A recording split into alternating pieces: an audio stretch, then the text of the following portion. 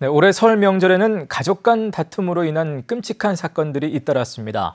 이번 주 뉴스 보는 법에서는 해마다 늘어나는 가정폭력으로부터 어떻게 보호받을 수 있을지 조용선 기자가 정리해봤습니다.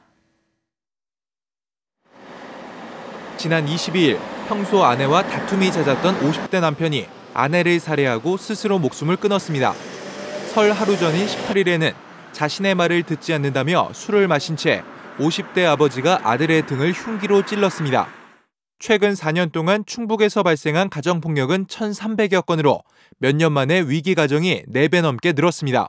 처음에는 사소한 말다툼, 언어적 폭력, 비난, 무시 이런 것이 이제 점차 신체적 폭력으로 더 폭력의 수위가 높아지는 게 폭행 외에도 끊임없이 비난하거나 생활비를 주지 않는 경우, 불결한 환경에 내버려 두는 경우, 아파도 병원에 데려가지 않는 경우 등도 가정폭력에 해당합니다.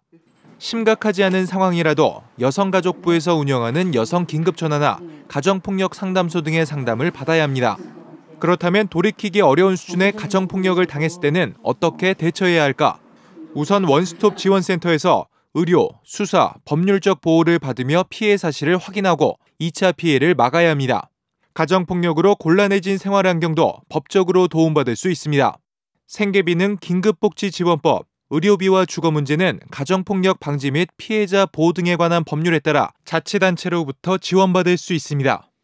지속적으로 계속 이루어지거나 또 고소가 어려운 경우라면 접근 금지 명령 제도를 이용해서 어떤 피해를 당하지 않는 사전 예방적인 가정폭력은 끔찍한 형사사고로 이어질 수 있는 만큼 적극적으로 예방해야 할 범죄라는 인식의 전환이 필요해 보입니다.